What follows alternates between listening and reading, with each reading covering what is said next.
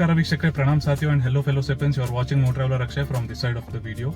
Today we are going to talk about the Tiago AMT petrol that we have bought. We will talk a bit about the AMT response, how is the drivability of this AMT, and also a bit about the other aspects of this car. So let's go ahead and get into it right away.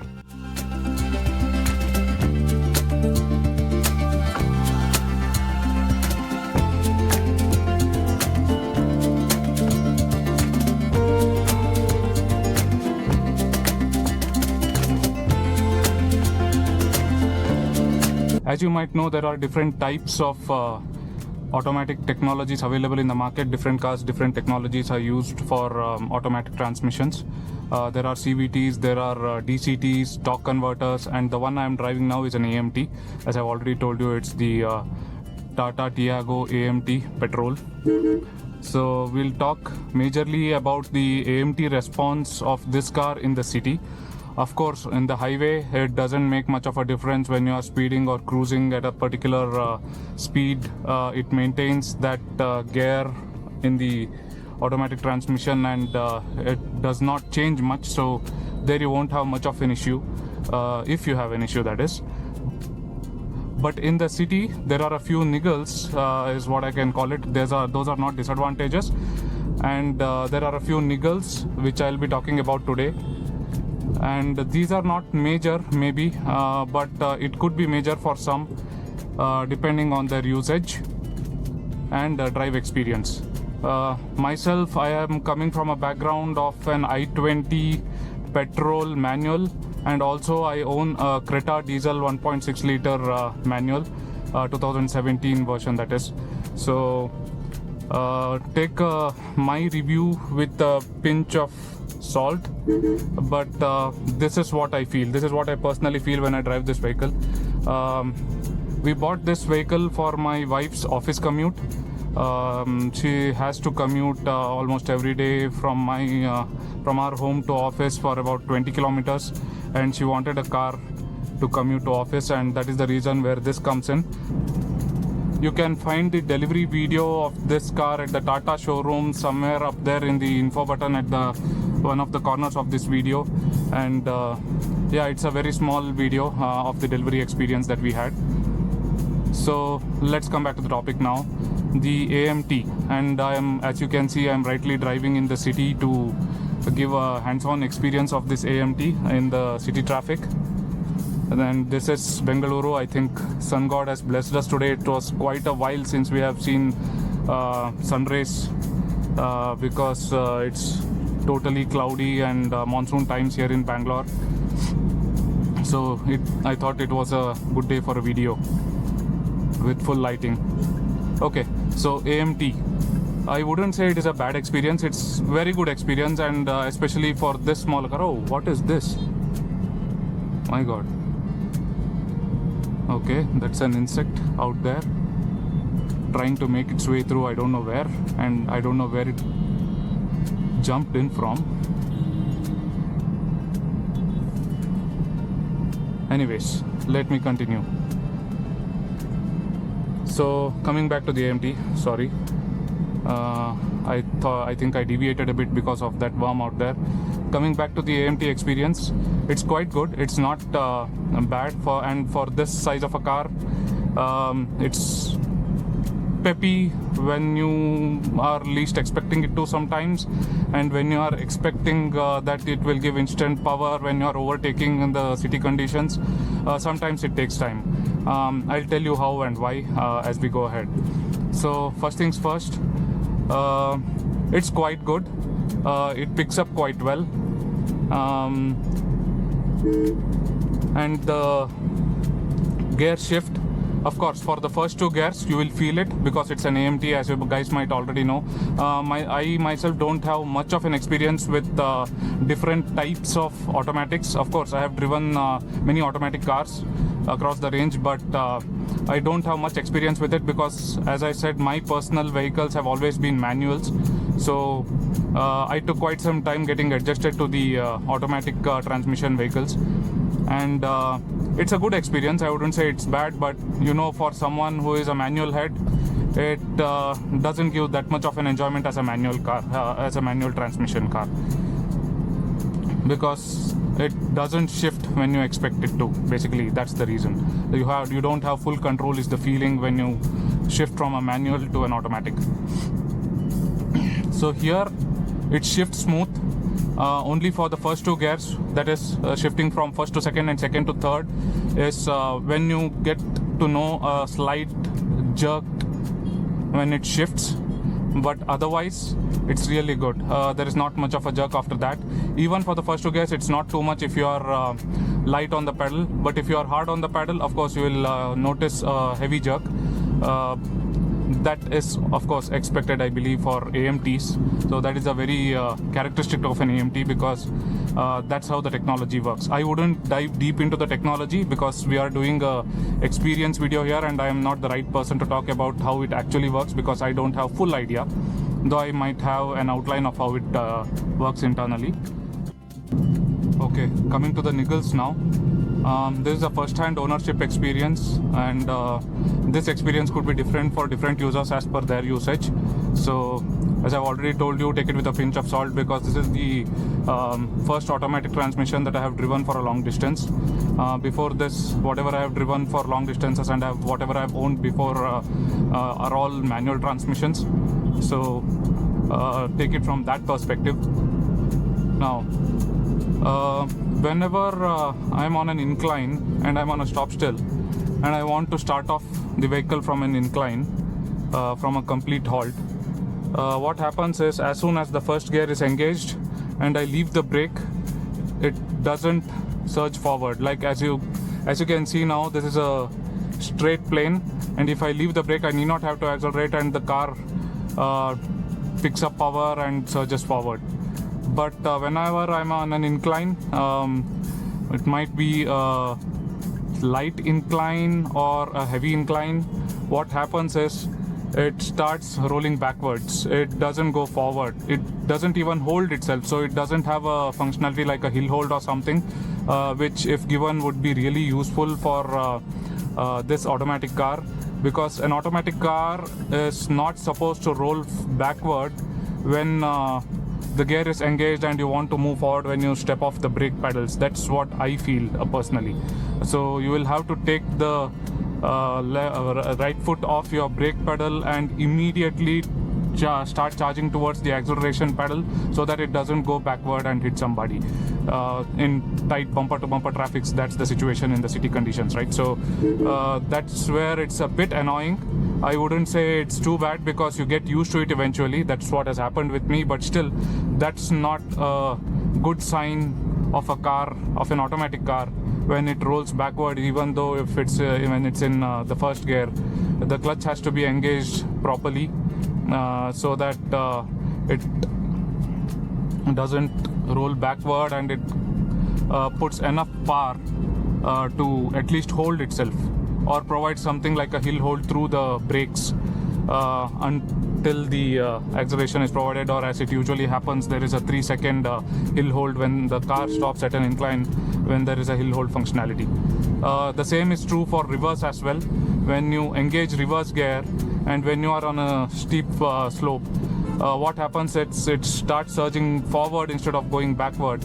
Of course, it goes quite a few feet forward before it takes the car to build up some power and stop and then roll backwards. Though you are not accelerating, just putting the foot off the brake pedal, it takes some time and starts pushing backwards when you are in reverse, but that takes quite some time. And when there is a heavy incline, it doesn't do so. It just keeps going forward. It cannot build up enough power. You'll have to accelerate to push it back. So that is one annoying niggle, is what I would say. The second niggle is again related to reverse gear, so let me continue with that niggle. What happens is, when you engage it in reverse gear and accelerate, it immediately surges backward with an unexpected power. Yeah, so it immediately engages and surges backward so quickly that if there is some object or vehicle behind, then you are bound to go and hit it. So you should be very careful. So it takes quite some experience to reverse this car. It takes quite some time to get experienced because as I said, it surges backward more than you expect it to. It has like the highest power in reverse mode is what I believe, but I don't know why it has been done so. I think it could have been controlled in some manner, but I think this is one of the generic AMT niggles. I know Tata has implemented AMT in their other cars too, which are bigger cars of course compared to this. The Altros, the Nexon all have 3-cylinder AMTs, and I think it is a similar case there as well. So I believe that the same niggles apply for those cars as well.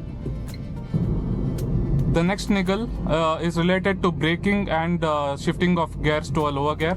What happens is when there is a traffic situation or a traffic congestion, when I have to slow down the car, so I lift my foot from the accelerator pedal and put it down on the brake pedal.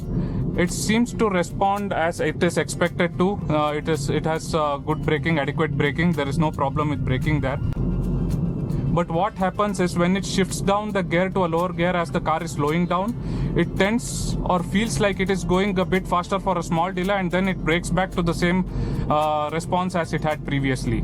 Like it has braked, maybe it has slowed down to my expectation, then suddenly when there is a gear shift, it tends to go faster and then break back to the same response or the same condition, which I felt was a bit odd, sometimes not that confidence inspiring. But yeah, it's for a very small gap or delay, and that is nothing if you ask me. But yeah, I feel that it's a small niggle. As I've already told you, there is nothing that can be called out as a major disadvantage in this car, but these are small niggles that I'm just listing out from my experience. So the next one is related to overtaking. So when I'm overtaking, I'll need some extra power, as you all know, even in city conditions sometimes. So when I need that, as you can currently see, yeah, it gives me that surge of power when my foot goes down on the accelerator. But sometimes when it is on a higher gear, like on the 5th gear or the 4th gear, and I press down the pedal of the accelerator thinking that it will give me the expected power, no, that doesn't happen. There is a delay and it takes quite some time to build up that power and lower down the gear and then engage. So that again is a small niggle, but you can live with it. That again comes with experience, as you can know that what you have to expect from this car through experience, and then you will adjust yourself to the driving of that car's characteristics. So that's how it goes. But when it is on a lower gear, like on a 3rd gear or even on the 4th gear, and when I press down hard on the accelerator, it gives me the expected power to overtake. There is no problem with it. It's zippy, it's peppy, it just zooms, and that's really good. Let's now come to the other aspects of the car, which is not related to AMT. There is again no major disadvantages, nothing much to talk about, but whatever I feel, I'll just list them out. The pickup is really good, no questions there. As I said, sometimes there is a delay if it is in a higher gear, but otherwise that is manageable, and it's quite good sometimes. I wouldn't say manageable. The braking, as I've already told you, is adequate. Apart from that experience where it surges forward and then holds itself back to the previous condition, it's all fine. That is manageable. Again, it's not that much of a major issue because it's a very small gap when that happens, so you can live with it too. And the overall quality, fit and finish, for now it's a Tata, so whatever you can expect from Tata is what you get. Of course, they have improved a lot over the years, and now you can see a much better fit and finish and quality of rubbers and plastics is what I believe. And the NVH levels, so the NVH levels on this car has greatly reduced. This is the BS6 phase 2, and it has greatly reduced when compared to the earlier Tiagos. Though it's a 3-cylinder, the NVH is quite good. Of course, it is a Tata again. You cannot expect it to be the Marutis or the Hyundais. It cannot go that smooth. But being a Tata, it's very, very smooth is what I would say. Frankly speaking, I didn't expect this kind of NVH levels on a Tata car. I experienced it only after we bought this. The next thing is about the suspension. Suspension works great, no problem for this kind of a car. It is as expected. But again, what happens is when I go through a bumper or pothole, the back suspensions, they have a peculiar noise sometimes, not in all conditions or all situations. It's like whenever there is a sudden pothole where I cannot control and it goes through that, speeds past through a pothole or a hump. What happens is that there is a noise, the spring makes a noise, which I believe comes from the left side only, which again I'm not sure about. I need to speak to the service folks when I go for the first service and then get to know if that is peculiar to this car or a generic problem, like I have to live with it. But the thing is that whenever it goes through the bumper or pothole suddenly, there is that spring action vibration sound. Like if you compress a spring and leave it suddenly, there is a sound that it makes, that vibration sound. I feel the same on the left side of the car from behind. So that again is a bit annoying, not too good, but now I'm used to it. And that doesn't happen all the times, as I've told you. It's only in some scenarios that you can hear that noise. In city conditions, this is the best car, I would say. There is no manual action required. The gear shifts happen automatically, and it's a small car. It's peppy, it's zippy. You can zip through traffic, you can overtake and do whatnot. So this is a very good car for that. So that's it. That is the feedback that I have about this car. Everything else is really nice. There are no complaints, nothing as such to share in a negative way. It's all positive, and whatever I have shared, again I would like to put out this disclaimer: these are niggles which you can easily live with. There is nothing major that you have to worry about. If you have to buy this car, I would say you can go ahead and buy this car, because this is the car which I believe provides you the proper value for money proposition. Because this sized car in other manufacturers' portfolio, if you go for a top end petrol automatic, it will cost you more. This in Bangalore cost us around 9 lakhs. And some accessories that we have gotten fitted, and the accessories also are also not that costly. Also, if you are interested in knowing the other aspects of this car, if you want a specific review or a detailed review of any of the aspects of this car, do let me know so that I can bring in other video for you. This video was a very request from one of the comments that I saw on the delivery video, so I just went ahead and did this. So let me know if you want to know anything else. Comment down in the comment section below so that I can bring that for you, or give a quick answer to whatever queries that you have if I already know that. And if I don't, then I'll definitely try that out in this car and let you know if you're interested in buying this car or if you aspire for this car. So thank you, thanks a lot for your support. Thanks for staying till the end of this video. Request to like, share, subscribe, and as I usually say, pour down your emotions in the comment section below. Thank you, thanks. Is it recording? Okay, yes it is.